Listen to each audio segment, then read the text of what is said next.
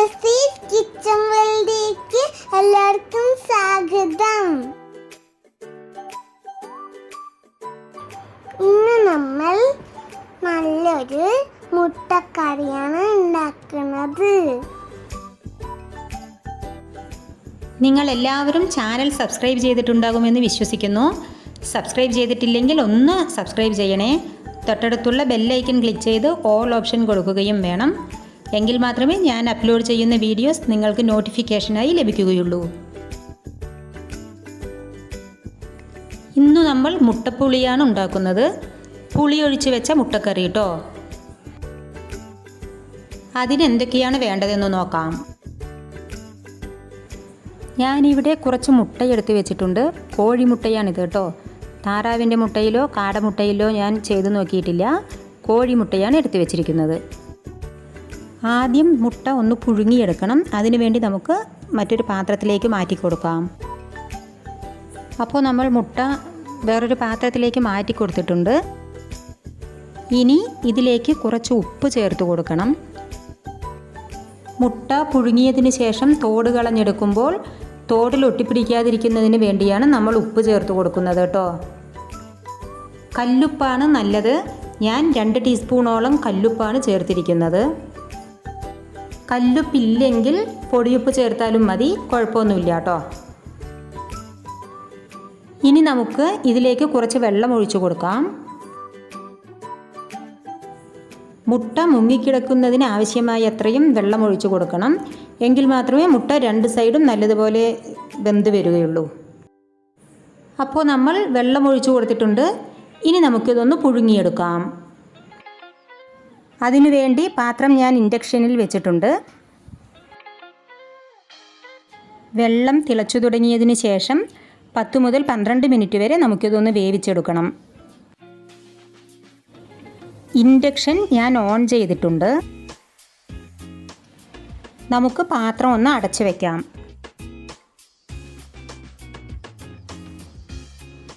വെള്ളം നന്നായി തിളയ്ക്കുന്നുണ്ട്. ഇനി ഒരു 10 മിനിറ്റ് കൂടി നമുക്ക് ഒന്ന് വേവിച്ചെടുക്കാം.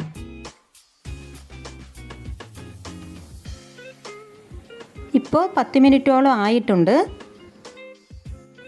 ഇൻഡക്ഷൻ നമുക്ക് ഓഫ് ചെയ്യാം. ഇനി തിളപ്പിച്ച വെള്ളം ഒന്ന് മാറ്റിയെടുക്കണം. മുട്ട തിളപ്പിച്ചെടുത്ത വെള്ളം ഞാൻ കളഞ്ഞിട്ടുണ്ട്.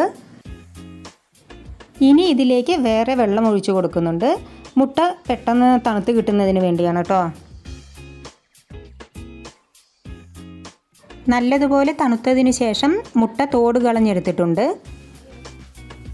തോടിൽ ഒട്ടിപ്പിടിക്കാതെ തന്നെ നമുക്ക് കിട്ടിയിട്ടുണ്ട് കേട്ടോ. ഇനി നമുക്ക് കുറച്ച് പുളി എടുത്ത് വെക്കാം. ഏകദേശം ഒരു നാരങ്ങയുടെ അത്രയും വലുപ്പത്തിലാണ് ഞാൻ പുളി എടുത്ത് വെച്ചിരിക്കുന്നത്. പുളിയുടെ പുളിപ്പിനനുസരിച്ച് എടുക്കുക കേട്ടോ. കുറച്ച് വെള്ളം ഒഴിച്ചു കൊടുത്ത് പുളി കുതിരാൻ വെക്കാം. ചുടുവെള്ളം ഒഴിച്ചു കൊടുത്താൽ പുളി പെട്ടെന്ന് കുതിർന്ന് കിട്ടും കേട്ടോ. മിക്സിയുടെ ജാറിലേക്ക് ഒരു 3/4 ടീസ്പൂണോളം ജീരകം ചേർത്ത് കൊടുക്കുന്നുണ്ട്. ഇനി വലിയൊരു തേങ്ങയുടെ പകുതി ചിരകിയത് ചേർത്ത് കൊടുക്കണം.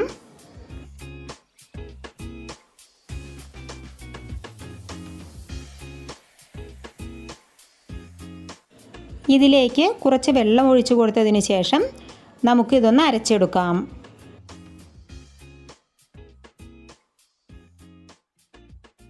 തേങ്ങ നല്ലതുപോലെ അരച്ചെടുത്തിട്ടുണ്ട്. 5 വലിയുള്ളിയും 2 പച്ചമുളകും എടുത്ത് വെച്ചിട്ടുണ്ട്. ചെറിയ ഉള്ളിയായതുകൊണ്ടാണ് ഞാൻ 5 എണ്ണം എടുത്തത് കേട്ടോ. ഇത്തിരി വലിപ്പമുള്ള ഉള്ളിയാണെങ്കിൽ ഒരു 3 എണ്ണമൊക്കെ മതിയാകും. തൊലി കളഞ്ഞ് കഴുകിയതിന് ശേഷം ഉള്ളിയും പച്ചമുളകും നമുക്ക് നീളത്തിൽ മുറിച്ച് വയ്ക്കാം. ഇനി നമുക്ക് തക്കാളിയാണ് വേണ്ടത്. ഞാനിവിടെ 2 തക്കാളി കഴുകി എടുത്ത് വെച്ചിട്ടുണ്ട്. ഇതും നമുക്ക് നീളത്തിൽ മുറിച്ചെടുക്കണം.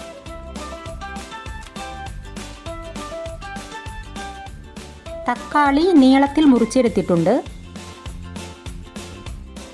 ഇനി നമുക്ക് കുക്കിംഗ് തുടങ്ങാം.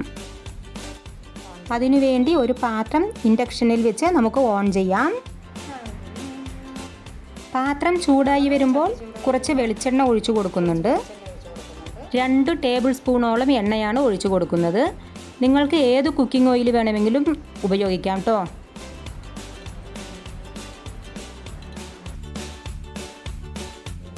മൂന്ന് വലിയ അല്ലി വെളുത്തുള്ളിയും 1 കഷ്ണം ഇഞ്ചിയും എടുത്ത് വെച്ചിട്ടുണ്ട്.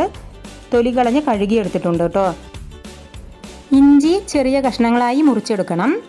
വെളുത്തുള്ളി ചെറുതായി ചതച്ചെടുക്കാം. തോട് കളഞ്ഞ് വെച്ചിരിക്കുന്ന മുട്ട ഓരോന്നെടുത്ത് വരഞ്ഞെടുക്കണം കേട്ടോ.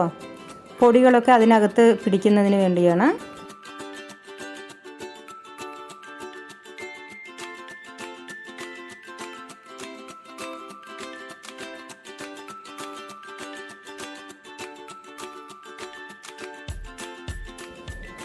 അപ്പോൾ നമ്മൾ എല്ലാ മുട്ടയും വരഞ്ഞെടുത്തിട്ടുണ്ട്.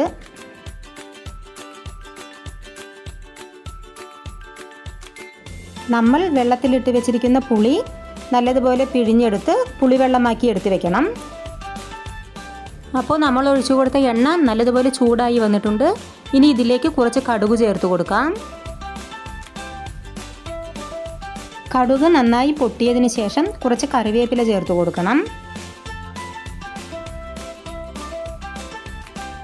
ഇനി നമുക്ക് മുറിച്ച് വെച്ചിരിക്കുന്ന ഉള്ളിയും പച്ചമുളകും ഇതിലേക്ക് ചേർത്ത് കൊടുക്കാം. നല്ലതുപോലെ ഇളക്കി കൊടുക്കണം.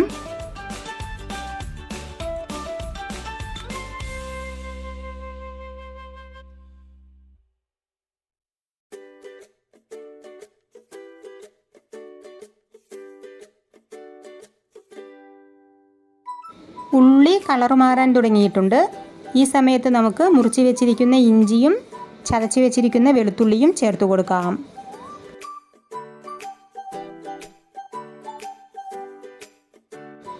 നന്നായി ഇളക്കണം.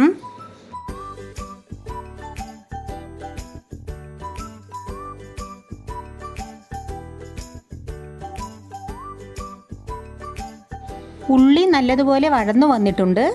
ഇതിലേക്ക് 2 ടീസ്പൂൺ മല്ലിപ്പൊടി ചേർത്ത് കൊടുക്കാം. 1/2 ടീസ്പൂൺ മുളക് പൊടി ചേർത്ത് കൊടുക്കുന്നുണ്ട്.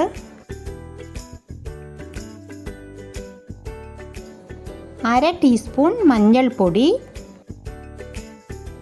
ആവശ്യത്തിന് ഉപ്പ് എന്നിവ ചേർത്ത് കൊടുത്ത് നല്ലതുപോലെ ഇളക്കണം.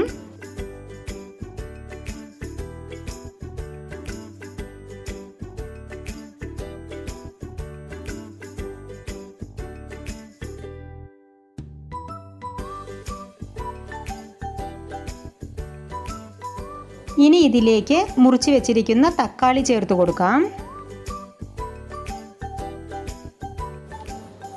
തക്കാളി നല്ലതുപോലെ ഉടയുന്നത് വരെ ഇളക്കി കൊടുക്കണം.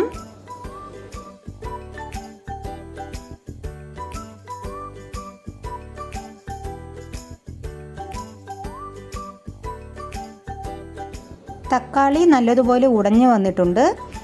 ഇനി ഇതിലേക്ക് നമ്മൾ എടുത്തു വെച്ചിരിക്കുന്ന പുളിവെള്ളം ചേർത്ത് കൊടുക്കാം.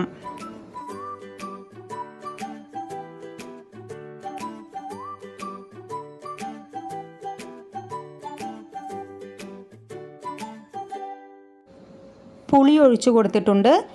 ഇനി ഇത് നല്ലതുപോലെ മിക്സ് ചെയ്യണം.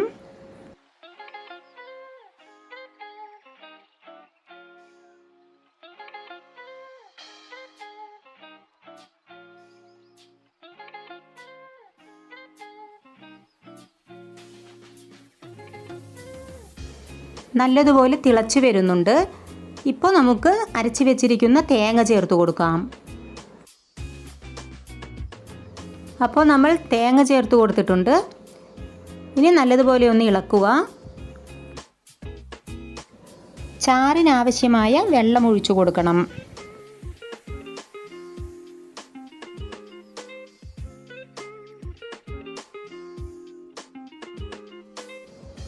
നല്ലതുപോലെ ഇളക്കി യോജിപ്പിക്കണം.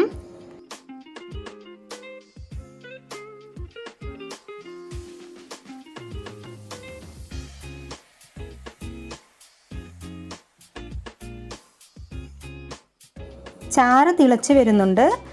ഒന്ന് കുറുകിയതുപോലെയാണ് നമ്മൾ വെക്കുന്നത്. അധികം വെള്ളം ഒഴിച്ചു കൊടുക്കരുത്. തിളച്ച് വരുമ്പോൾ നമുക്ക് മുട്ട ചേർത്ത് കൊടുക്കാം.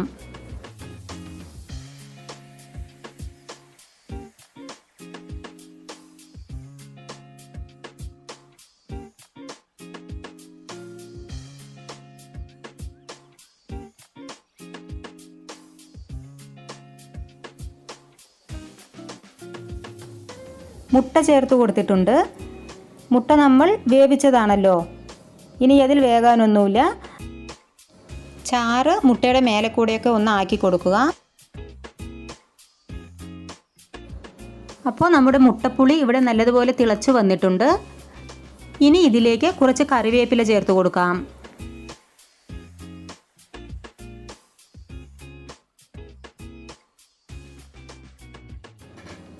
ഇനി ഇത് അടച്ച് വെച്ചതിന് ശേഷം ഇൻഡക്ഷൻ ഓഫ് ചെയ്യാം.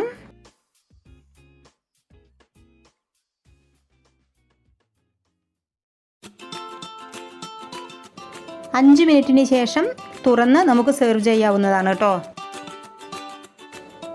5 മിനിറ്റ് ആയിട്ടുണ്ട്, നമുക്ക് തുറന്ന് നോക്കാം. നമ്മുടെ മുട്ടപ്പുളി ഇവിടെ റെഡി ആയിട്ടുണ്ട്.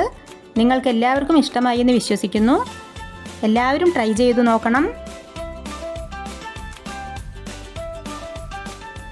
ഇഷ്ടമായാൽ ലൈക്ക് ചെയ്യാനും ഷെയർ ചെയ്യാനും മറക്കരുത്. നിങ്ങളുടെ അഭിപ്രായങ്ങളും നിർദ്ദേശങ്ങളും താഴെ കമൻറ്റിലൂടെ അറിയിക്കുകയും വേണം. വീണ്ടും നല്ലൊരു റെസിപ്പിയുമായി നമുക്ക് കാണാം. Bye bye.